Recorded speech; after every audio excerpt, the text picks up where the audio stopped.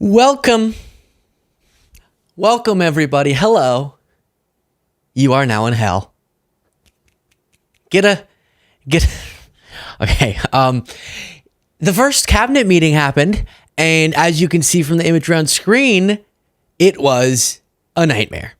Now, seeing all of these faces in one room by itself was a jump scare, but also having the whole room, put this back up, Jade, having the whole room sitting, and then Elon Musk comes in and he's standing and overseeing this cabinet meeting. I mean, a lot of questions were directed at Trump, but look at this imagery. Look at Trump right here.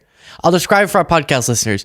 Picture you slapped ice cream out of a little kid's hand who was sitting on a curb, and as you walked away, you snapped a photo. That's what Trump looks like, slouched, as Elon Musk stands. Everyone else is sitting and answers questions from reporters. Very bizarre. And as many people are noting, this doesn't exactly beat, as Aaron Rupar put it, the co-president allegations. And let me start with this. Elon Musk says at this meeting, we'll probably look at in other segments and more clips from this, but just for a quick breaking news segment on mainly the imagery and also some of what Elon had to say, and then it's sort of dragging on. So if there's more interesting stuff, we'll get to that as well. If you appreciate the show, please do click the subscribe button. Here's Elon going, yeah, we make whoopsies sometimes. Sometimes we accidentally restrict funding to Ebola prevention, and that was awkward. So we'll reverse it. We promise. And I should say, we will make mistakes. We won't be perfect, but when we make a mistake, we'll fix it very quickly.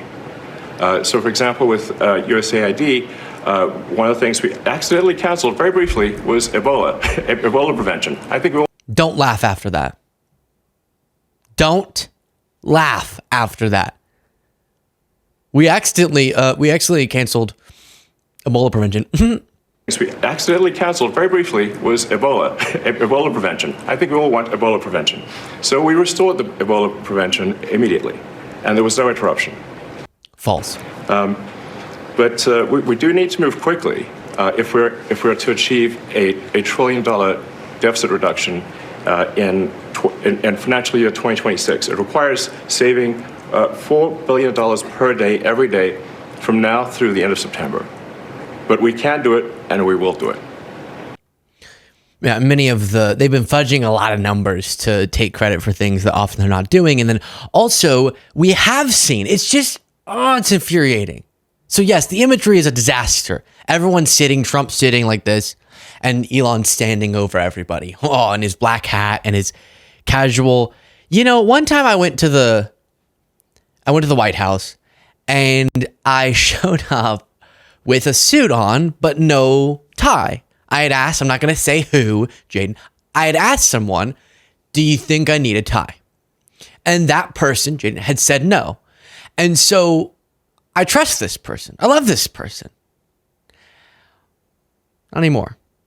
Because when I went, I was getting judged for not having a tie on. And they said, you're supposed to always dress like you're about to meet the president. At this time, it wasn't Trump. If I was meeting him, it would be in a garbage bag. And so I felt so embarrassed. And it didn't actually end up being a big deal. A lot of people had no tie on. But it's kind of a formal setting. The first cabinet meeting, right? And Elon comes in just with a jacket and a shirt on. A t-shirt, a graphic tee. Do you know what Leslie Beasley, my mother, would do to me if I wore a suit jacket with a graphic tee to a White House meeting, to a cabinet meeting? But anyways, all the imagery is crazy. But then they just lie to us. He just lies. But we won't make mistakes. But this won't actually cause any interruptions because we will very quickly ameliorate them.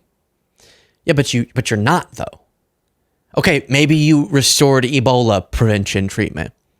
But a bunch of disease treatment and prevention, we're hearing from those organizations, have not had their funds restored because you crushed the whole organization that logistically handled that. You can't just get rid of something and then go, restore that. Who restores it? The you fired the people who would do the thing. Damn it. And so he's lying about that, just to be clear. And remember that this is the same guy who, as he's launching the X money or something like that, part of his operation that's going to manage financial transactions, because he wants to be up in every part of your life, he's dismantling the Consumer Financial Protection Bureau that specifically was going to regulate X money. But they tell us if there's conflicts of interest, we'll make sure those get addressed. And what is your target number for how many workers, employees you're looking to cut total? We wish to keep everyone who is doing a job that is essential and doing that job well. But if the job is not essential or they're not doing the job well, they obviously should not be on the public payroll.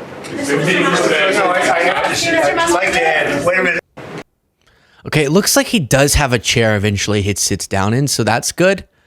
But when some of these other people were being asked questions, they weren't standing, but maybe he asked them to stand up. Who knows? Here's Trump finally saying something. By the way, oh, apologies. This whole, we're going to just make sure that people who are doing their job well and doing an essential job, that they stay. Okay, well, I would believe you if you hadn't already made a bunch of whoopsies and fired a bunch of people who were necessary. Like one of the top nuke overseers. Aren't doing their job. We have a lot of people that don't exist. You look at Social Security as an example. I mean, you have so many people in Social Security where... Why is Elon still standing? If you believe it, they're 200 years old.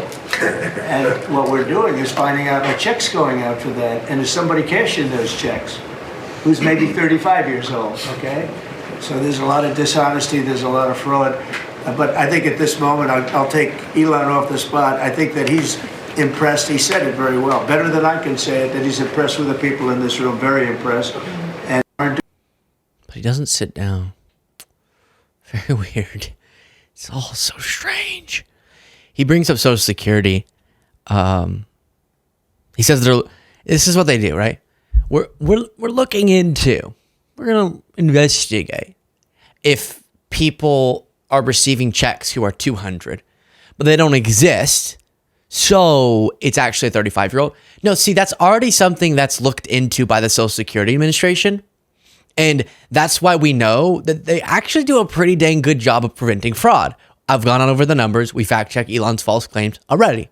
But then they start saying they're going to find something, but they skip over finding it. So it's normally you would say, I'm going to look into blank. I don't know if blank is happening, but I'm going to look into it. So in this example, we're going to look into Social Security fraud. We don't know if it's a big problem, but we're going to look into it. Step 2 is usually you look into it and you find that there is fraud. So then step 3 is you take action to restrict that. But they're going step 1. We say we're going to look into something. We skip step 2 and we just start saying we need to gut Social Security. They don't actually admit that that's what they want to do, but that seems to be a direction that they're going in. I'll get to the numbers in a second. Or at least some of the social safety net programs, definitely they're going to be targeting. And they just jump straight to step 3, which is now we have to fix this problem through all these different things. But we've largely fixed the problem. There's always improvements to be made.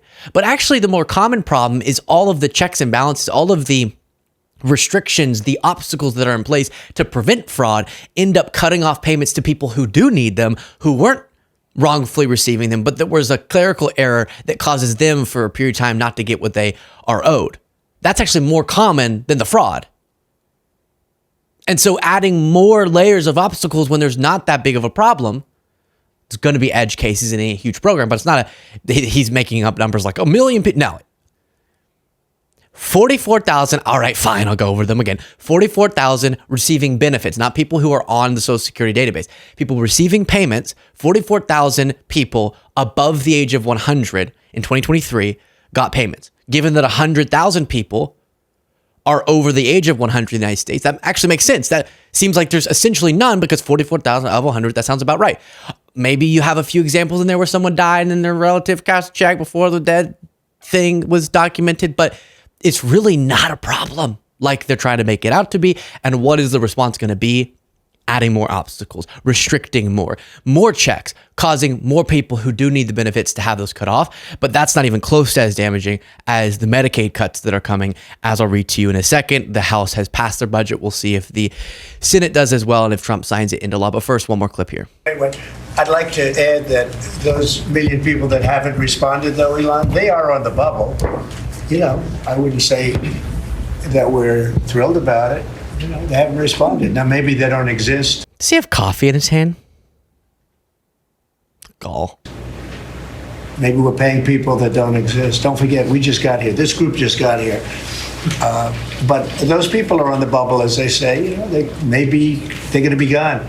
Yeah, Trump's really fixated on people that don't exist. He keeps saying that over and over and over again. We'll circle back to his proposal of, in a different segment we'll probably talk about, or on the bonus show. Click the join button below if you want to get the bonus show. We have a very fun time. And if you're ever thinking, why didn't Luke talk about this subject or that subject? We talk about it all the extra things I don't get to on the main show. We go over there. Again, the join button below, or if your browser doesn't have that, in the description box below, we have a link to become a member. But because we don't have time for the 5 million gold card proposal that Trump has pitched, let me quickly get to what is really important. NPR reporting, after a cornerstone of President Trump's domestic agenda cleared decisive tests in the House on Tuesday, Republicans now face a daunting challenge of crafting bill text for an ambitious partisan budget plan. I don't love that.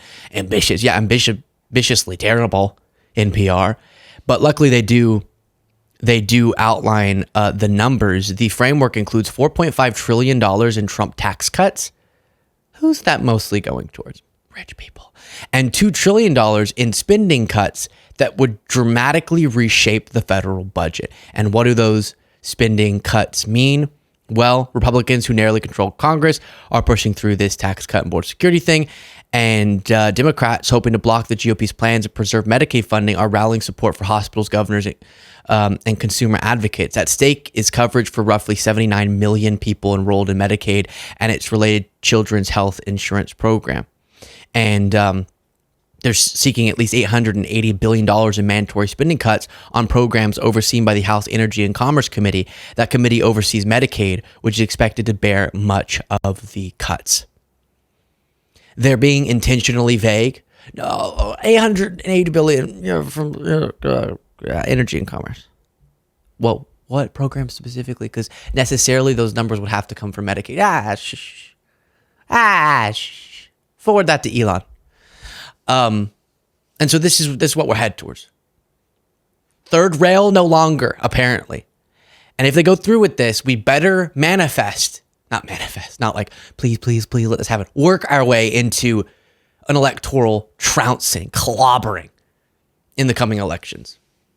Because nobody wants to trade rich people tax cuts for low-income folks' healthcare, children's healthcare, disabled folks' healthcare, elderly folks' healthcare. Nobody wants that trade except for a few 1%ers.